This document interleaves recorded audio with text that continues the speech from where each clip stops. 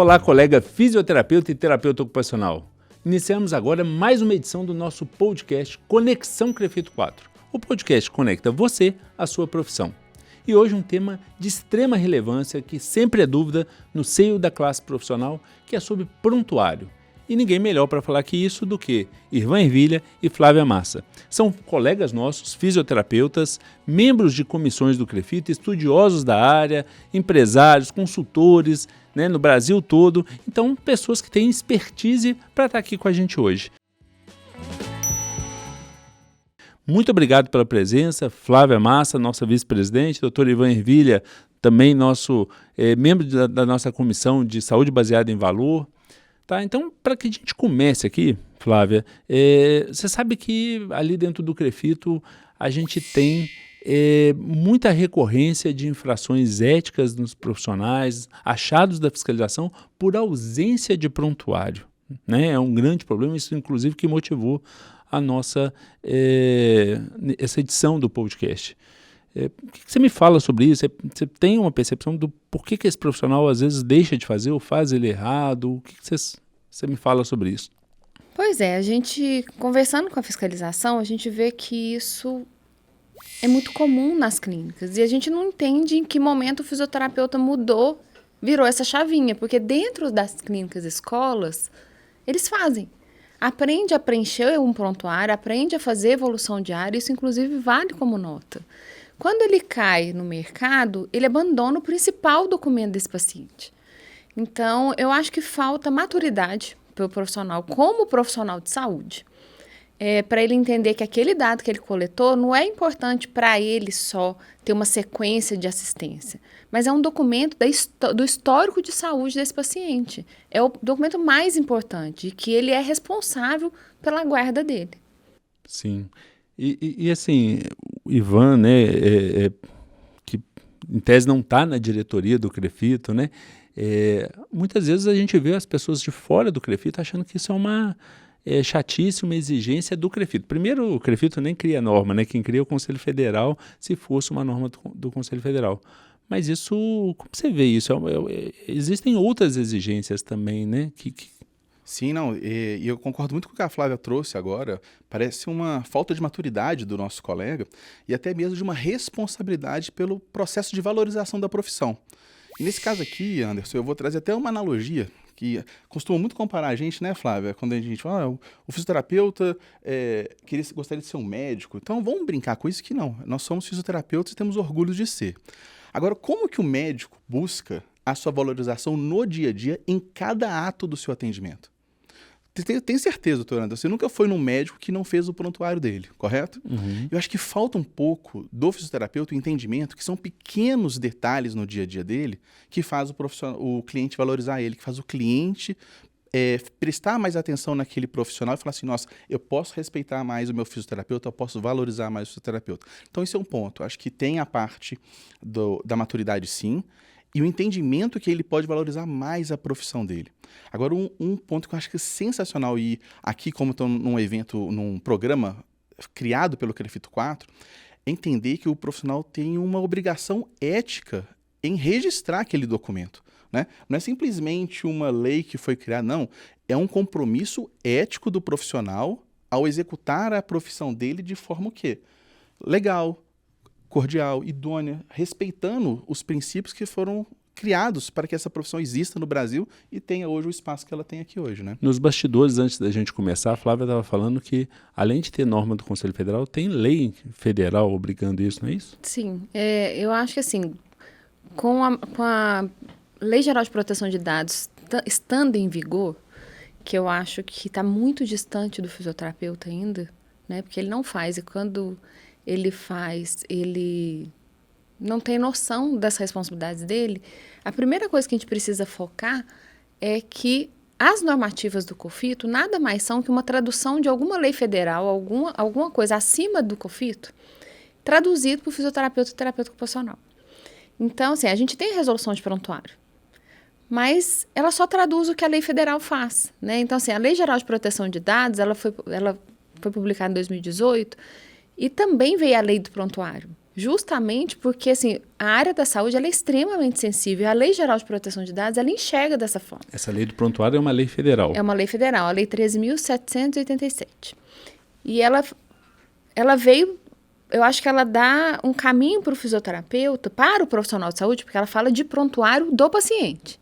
Então, todas as profissões de saúde regulamentadas que assistem esses pacientes precisam respeitar a lei, cumprir o que essa lei fala. E aí, eu acho que falta para a gente é a gente encarar o conselho como um parceiro disso, porque a gente nada mais é do que uma parceria. Na tradução disso, trazendo aquela fala jurídica para o mundo do fisioterapeuta e terapeuta ocupacional, a gente fiscaliza, porque... E não é para pegar o que está errado, é porque às vezes a gente erra sem saber que está errado e a gente faz pequenos ajustes. Então, eu acho que a gente precisa entender que hoje o nosso paciente, ele está muito respaldado, né? E ele está tão respaldado que ele sabe dos direitos e deveres dele. Falta o profissional se profissionalizar.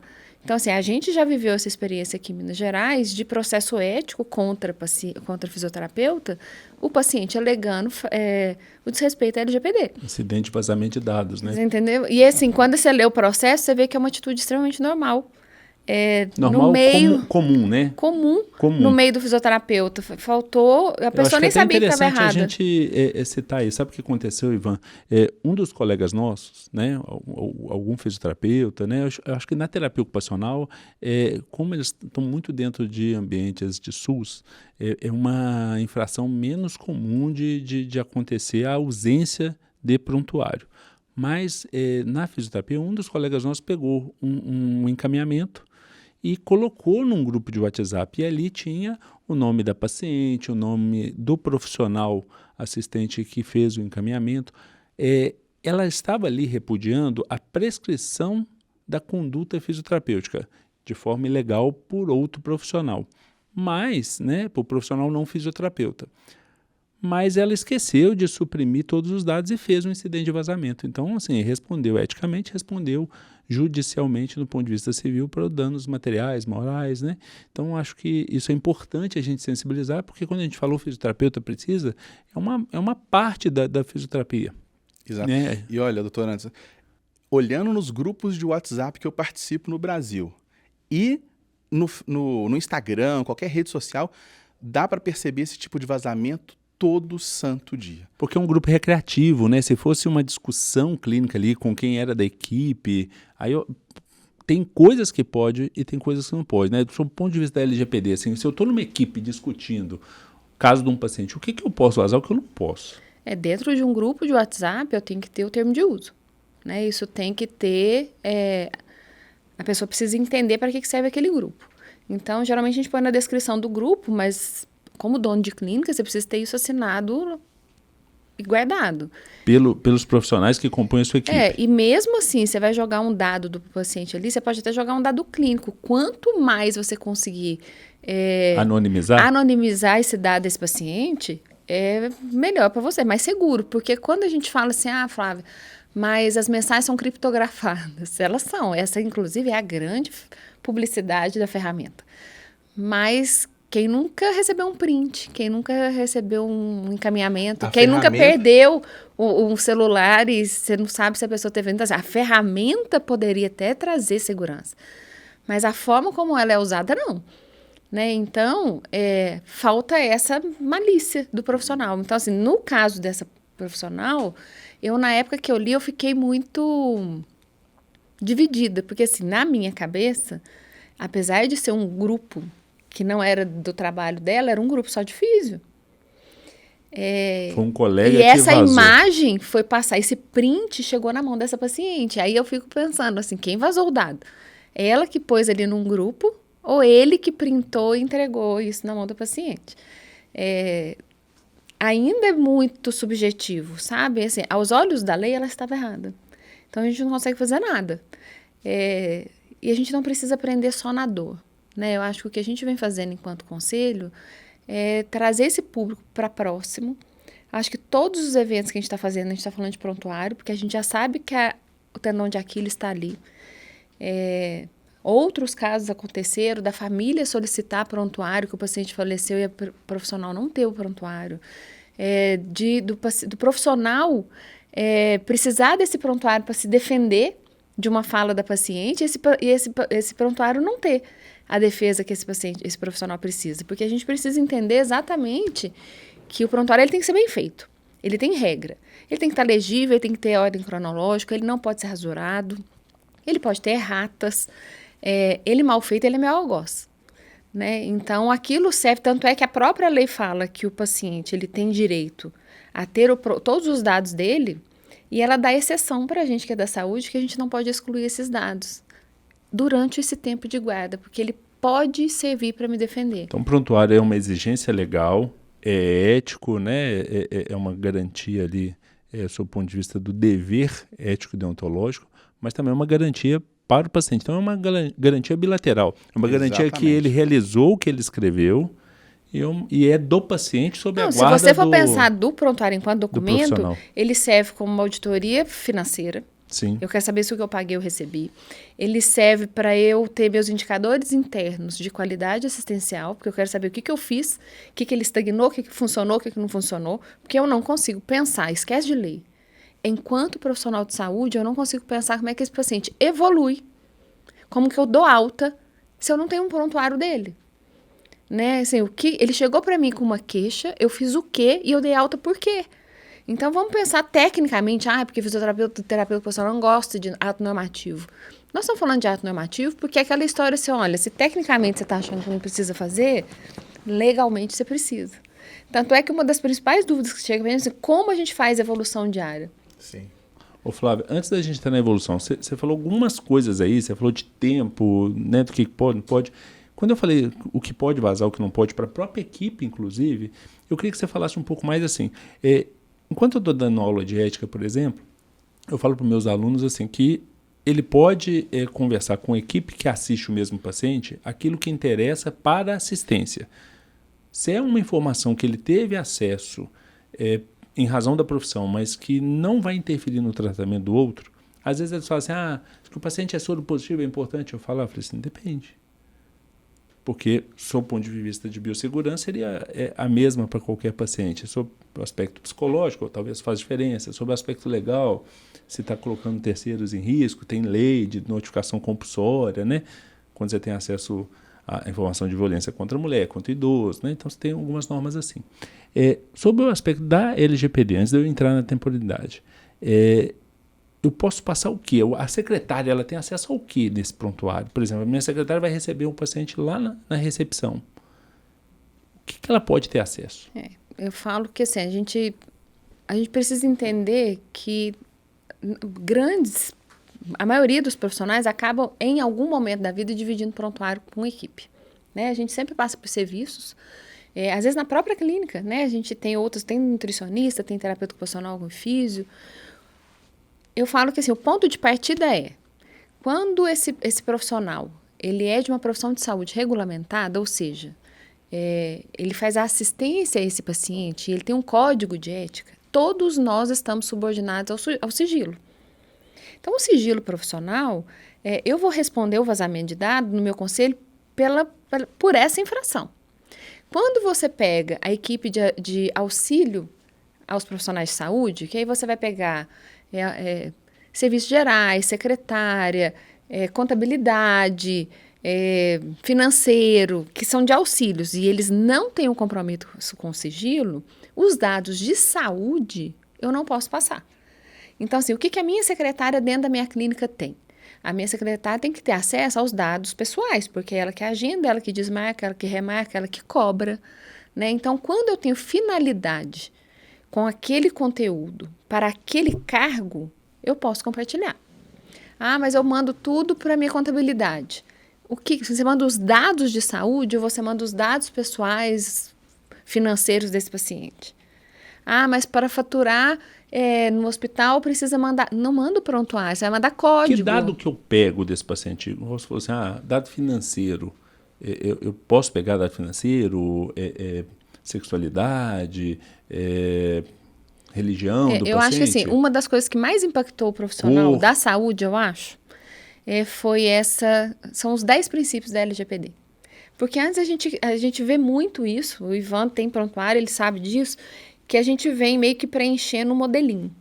Então, sexo, profissão, filiação, idade, isso tudo já vem, às vezes, em algum prontuário, às vezes a gente fez, ele imprimiu no Word, então a gente preenche. O que a lei fala? A lei fala que eu só posso coletar esse dado se tiver relação com o que eu preciso de informação para aquela queixa. Então, assim, eu preciso perguntar o sexo? Depende. Eu posso perguntar sobre... Questão financeira. Questão financeira. Vou prescrever uma órtese, uma prótese, quero saber o poder econômico, talvez? Não sei, mas os dados, sim. Né? Porque, assim, o que às vezes a gente vê, às vezes você vê muito isso em site, ou a própria secretária, quando vai fazer um agendamento, ela fala assim, qual que é o seu nome? Teu telefone, seu e-mail, seu CPF. É muita informação para um simples agendamento. Então, assim, o que eu preciso para um agendamento? Nome e telefone. Eu preciso saber quem que vai chegar aqui e, se eu tiver um problema, quem que eu vou contactar. Né?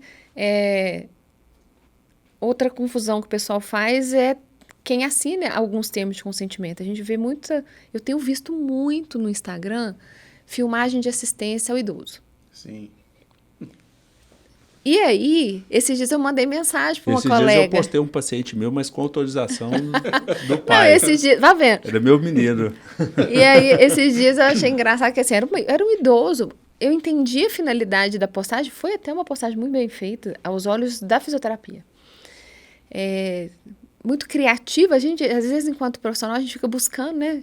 Fala assim, o que mais que eu faço para esse paciente? Não, e às vezes ideias mesmo. Sim. A gente busca muito por ideias. E achei a postagem muito bem feita. Era um idoso. Eu mandei mensagem. Falei, você está usando a documentação certa, né? Ela, sim, ele assinou. E eu olhei, assim, até pela atividade que ele estava fazendo, eu já imaginei mais ou menos. Eu falei assim, mas qual que é o diagnóstico clínico dele? Ele tem Alzheimer. Então, é esse consentimento que ele deu. Absoluto. Ele é incapaz. Então, assim, não basta você ter um bom documento. De um representante legal. Isso acontece. Se incapaz relativo, um assistente. Exatamente. Né? Então, assim, isso acontece com o menor de idade, que às vezes quem leva é a babá, a avó. Uhum. Então, assim, não basta só você ter um documento. Tem competência legal para assinar esse Você tem que ter. Quem assinou esse documento, às vezes, invalida um bom documento. Então, assim, falta essa maturidade da gente entender que não é só comprar um modelo, que não é só buscar no Google um modelo que eu posso fazer o que eu quiser. Né? Exato. E, Flávia, então, acrescenta aqui, de acordo com a sua pergunta, o que eu posso coletar ou não? Colete os dados que vão te ajudar a tratar o paciente. Qualquer coisa fora disso, você não tem autorização para fazer o tratamento. Então, posso perguntar sobre o sexo? Posso. Posso perguntar a faixa de renda dele? Pode, desde que vá te ajudar a tratar o paciente. Saiu desse escopo, você precisa de uma autorização para ele depois. E eu queria trazer um ponto muito legal, Flávia, que é assim, que eu, na verdade, queria reforçar 2 pontos que a Flávia trouxe, que acho que é importantíssimo trazer essa luz. Grupo do WhatsApp da clínica é grupo WhatsApp da clínica sob responsabilidade da clínica. Então, quando a Flávia fala do Ele não é recreativo. Ele não é recreativo, é um grupo de troca de informações entre profissionais de saúde que tem um termo... E esse termo, estando na descrição, ele já é suficiente ou os membros, ao entrar, teriam que assinar um documento à parte? Para ter a maior segurança, todos os funcionários da clínica, os profissionais assinam a parte, a clínica armazena. E deixa ali na descrição esse termo de uso. Mesmo porque a clínica ela tem que se resguardar. Né? Então, a clínica coloca uma regra, explica como é que funciona a Lei Geral de Proteção de Dados e se algum profissional daquele que assinou um termo entende as regras falhar, a empresa vai ser julgada, mas ela pode entrar com um processo retroativo pedindo todo o Meus pacientes que eu já atendi há mais de 5 anos, não preciso preocupar com isso não, né? Só 5 anos do prontuário, não é isso? Foi isso que eu aprendi na minha época de faculdade. Como que está isso hoje? Não, hoje o tempo de guarda do prontuário hoje está muito claro no mercado, Anderson. São 20 anos após o último atendimento. Então, se eu te atendi hoje, eu tenho a obrigação de guardar o seu prontuário pelos próximos 20 anos. E lá no final, depois dos 20 anos, eu tomo uma decisão que eu vou fazer. Devolvo para você ou para sua família, ou eu vou fazer um descarte com um descarte que a gente chama de seguro, né? Com privacidade e sigilo daquelas informações. Perfeito. Essa própria lei do prontuário, se o profissional jogar no Google lei do prontuário, vai aparecer. 13.787, não é isso que E você aí, se a gente jogar isso, ela fala exatamente como é que eu descarto. E ela ainda dá a opção, se você tem acesso a esse paciente, você não precisa descartar, você pode entregar para ele. Né? Então, o passo a passo de como fazer está descrito na lei. A lei ela é pequena. E tem que ter cuidado até com essa devolução para a família, quando o paciente vem a óbito, porque tem informações ali que ela precisa ser mantida em sigilo, mesmo após a morte, né? Assim, a dignidade da vida humana, o sigilo, o pudor, ele tem que ser protegido mesmo após a minha morte. Então, até, por exemplo, no caso do cônjuge, né? Que é o responsável legal ali pelo corpo, né? Do falecido, né? Tem informações que ele não pode ter acesso. E até tomar das muito minhas cuidado, condições de saúde. Porque vamos criar um cenário aqui para entender a importância do prontuário. Atendo um senhor, esse senhor vem a óbito e por algum motivo eu sou orientado a devolver o prontuário. Só que pode acontecer eventos futuros que vão questionar o motivo do óbito daquele paciente e que o juiz pode vir a perguntar para mim, que foi o fisioterapeuta dele, o que aconteceu. Se eu devolver o prontuário e não tiver uma cópia dele, como eu vou me proteger? Sim. E quem pode ter acesso a esse prontuário, Flávio? O paciente que é dele. O paciente a qualquer tempo. Ele tem o direito, o que você pode fazer... Fiscal do CREFITO pode? Fiscal do CREFITO, fiscal da vigilância. Determinação judicial. Determinação judicial. Existe outra E o possibilidade? responsável legal. Fora isso? O que acontece, que é uma dúvida muito Fiscal frequente... do CREF pode ter acesso? Não.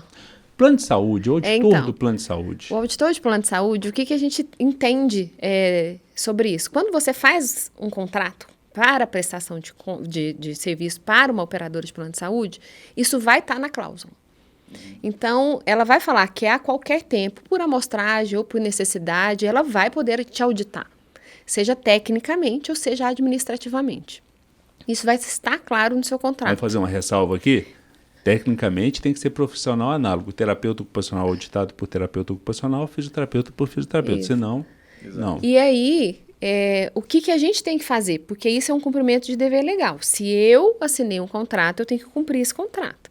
Ou eu tento ajustar essa cláusula durante a negociação. Isso está previsto na Lei Geral de Proteção de Dados, que o tratamento de dados pode ser feito para também você cumprir contratos para execução do seu serviço. Então, assim, dentro dos 10 princípios da LGPD, a gente tem justificativa. O que não pode é o paciente ter o prontuário dele cedido sem que ele saiba. Então, assim, eu atendo o plano de saúde XYZ.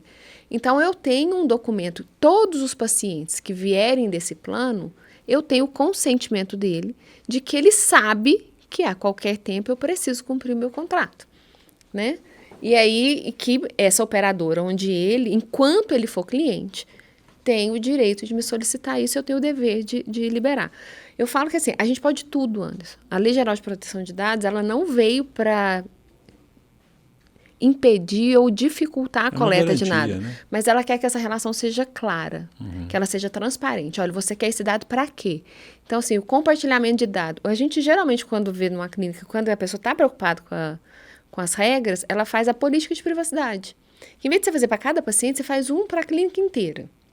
Então, você coloca da onde entram os dados, como que sai, com quem que você compartilha, se tem foto no Instagram, se não tem foto no Instagram. É um procedimento operacional padrão dos dados? POP? É um POP dos dados, que vai ficar de forma muito clara para eles, como fica no estabelecimento de saúde, no comércio, assim, aqui possui uma cópia do Código de Defesa do Consumidor.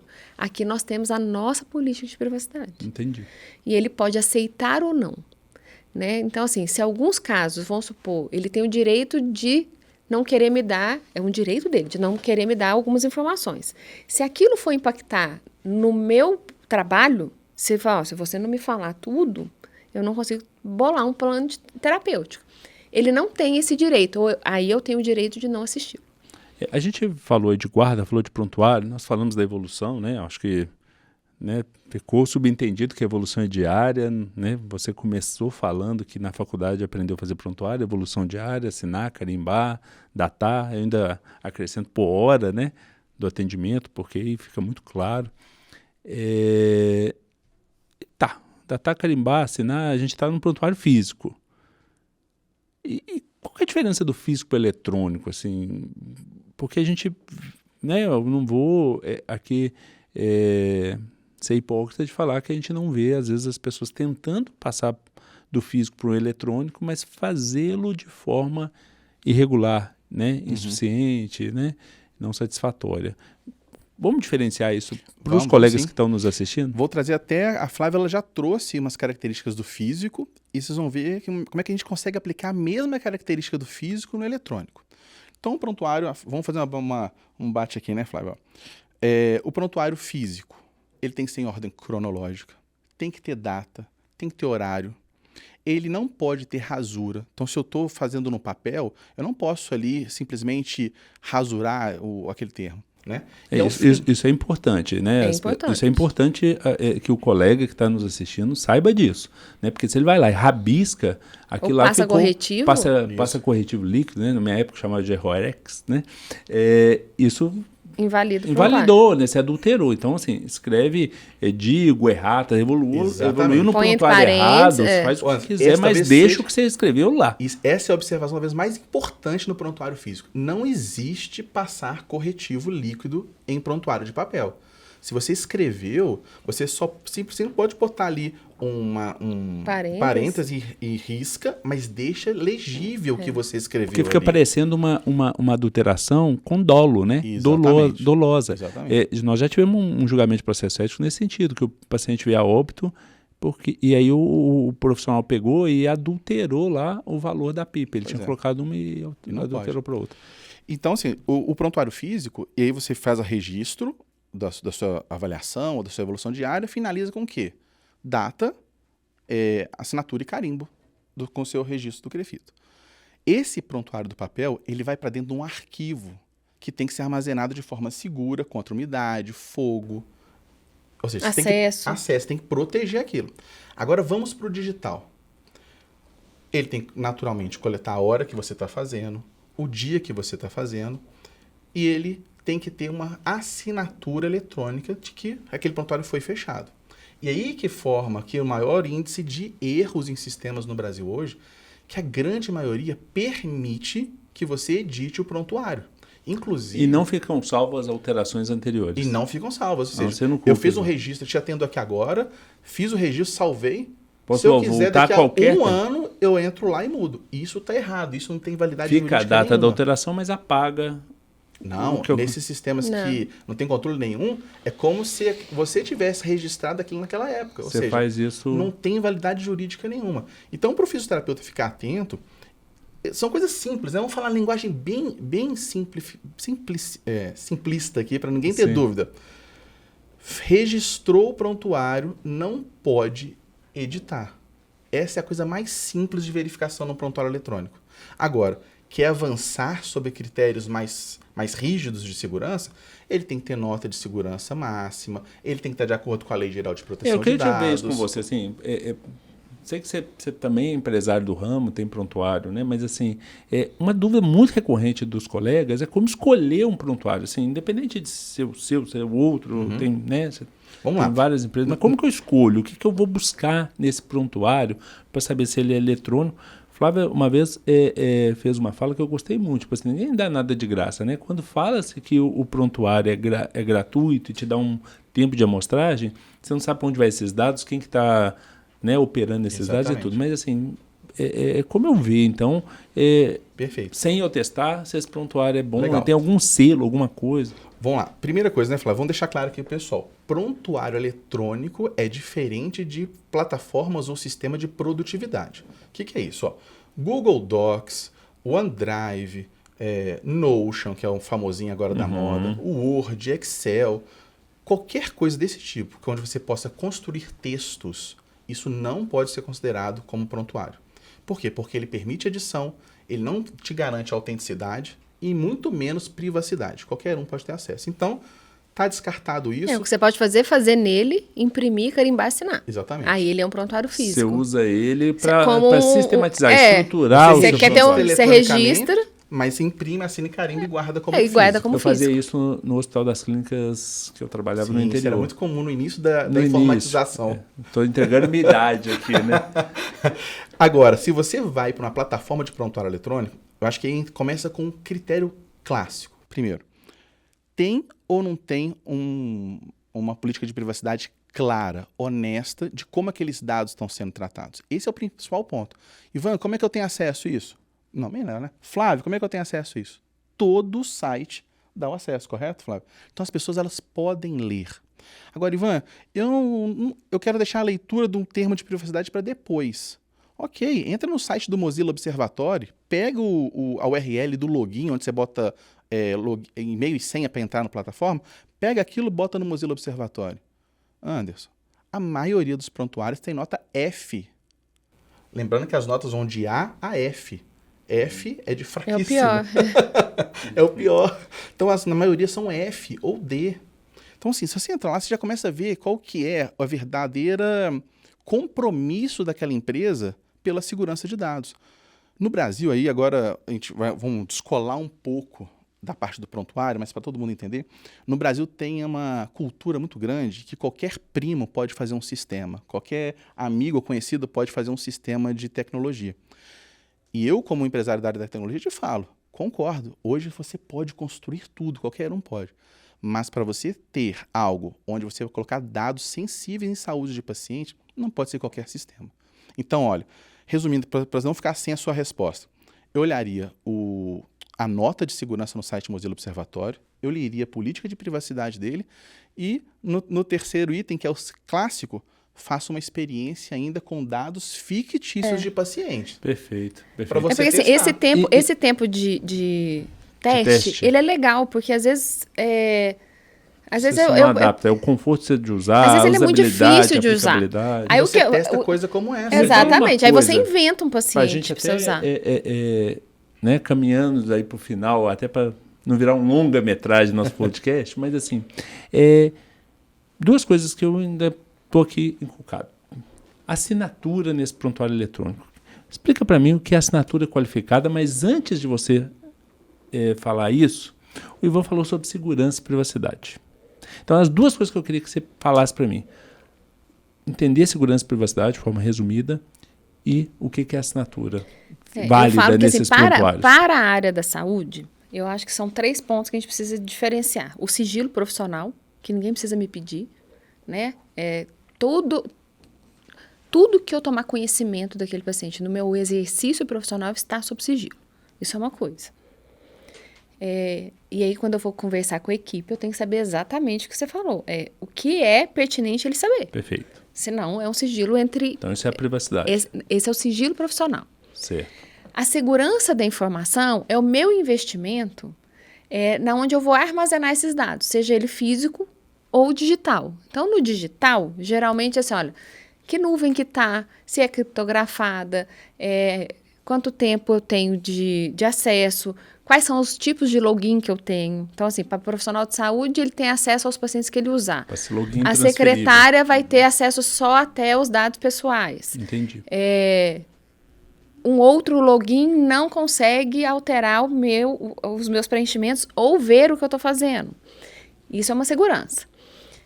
No prontuário físico, aonde que ele está armazenado, quem tem acesso a essa chave, quem que consegue pegar esse prontuário. E aí, quando a gente fala de segurança, a gente não pode falar de vazamento de dados só por roubo de dados.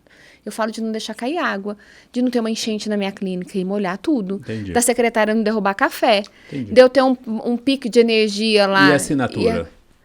A assinatura... Hoje, a gente consegue, através de auditoria...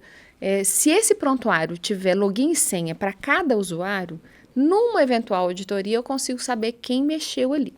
Só que geralmente isso vai ter um custo, né? O mais seguro era a gente conseguir o prontuário que eu tenha minha assinatura digital. Aí eu vou deixar para o Ivan explicar as assinaturas. Exatamente. Vou focar em 2 assinaturas bem simples. A simplificada e a qualificada. A simplificada, ela fala quem é você, ou seja, você usou um login, uma senha única, você tem um log que mostra qual foi a sua ação até registrar.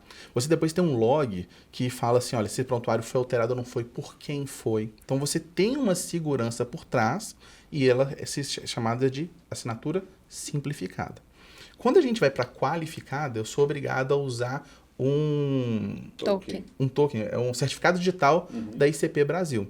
Por quê? Porque ele finaliza aquele documento num formato específico, o mais comum é um PDF, e você assina eletronicamente, digitalmente, aquele PDF. Aí tem ali o código de verificação para eu Exatamente. verificar. E aí você pode escolher entre essas duas. Pela lei, né, Flávio, assim, quando a gente fala assim de dados em saúde pelo governo, a ideal é que você utilize a assinatura qualificada. Mas se você já tem assinatura assinatura digital simples, né? Não é simples, não, o nome. É simplificado. Acho que é isso. Essa é a assinatura digital simplificada, você já consegue ter a garantia e provar em juízo que aquela assinatura não foi alterada, aquele documento é válido. Perfeito. Tá? Gente, para a gente finalizar, né, o papo tá bom demais aqui, né, a gente retoma outras vezes. Eu queria algumas considerações finais. Suas considerações finais, Ivan? Tá. O Anderson, prontuário não é um bicho de 7 cabeças igual o fisioterapeuta coloca. A forma deles, eles têm que entender que eles têm que fazer no dia a dia. E é uma fala do início da Flávia, que eu reforço aqui agora. O prontuário não é só uma obrigação legal. Ele é uma fonte de dados para gerar valor em saúde, ele é uma fonte de dados para gerar engajamento com o paciente, ou seja, tomada de decisão compartilhada pode vir através do prontuário. Até para ver o controle evolutivo. E né? isso tudo só se faz através de prontuário eletrônico que coleta dados de forma estruturada em saúde. Então o que eu recomendo para os nossos colegas é dê chance ao digital. Só que aí eu termino aqui a minha fala com uma pulguinha atrás da orelha. A época da informatização já, passou há muito tempo. O que é a informatização? É quando você sai do papel e vem para o seu primeiro sistema. Nós estamos na época da digitalização total e da inteligência artificial. Então, para quem ainda vai sair do papel para ir para o digital, fique bem atento que já tem coisa muito legal no mercado e não simplesmente um sistema com login, melhor ficar no papel para colocar lá um texto qualquer. Tem muita coisa boa. Legal, muito bom. Flávia? Eu acho que a gente ainda tem muito para amadurecer. Não só no preenchimento do prontuário, mas a gente está naquela transição do híbrido, né? Você chega em alguns lugares, os poucos que ainda tem prontuário, que está saindo do físico para o digital. A digitalização, ela também tem regra. E ela só é válida se tiver o certificado de ICP Brasil. Isso está na lei de prontuário. Então, não basta eu digitalizar tudo que eu tive na minha clínica daqui para trás, porque agora eu investi num grande prontuário, porque existem regras e eu vou ter que casar com esse digitalizado por 20 anos, né? Então, eu acho que a gente profissionalizar enquanto donos do serviço de saúde, porque o termo de uso é um contrato assinado, ele tem validade de contrato, então, se você deu o aceite lá sem ler, você entregou toda a responsabilidade. A política de privacidade é um clareamento do que eles vão fazer com os dados. Eu acho que é autorresponsabilidade. Perfeito. E todos esses documentos anexados no prontuário. Ivan, Ervilha, Flávia Massa, muitíssimo obrigado. A você que nos acompanhou até agora, muito obrigado. Espero você na próxima edição do Conexão Crefito 4. O podcast conecta você, a sua profissão, aqui na TV Crefito 4, nosso canal no YouTube.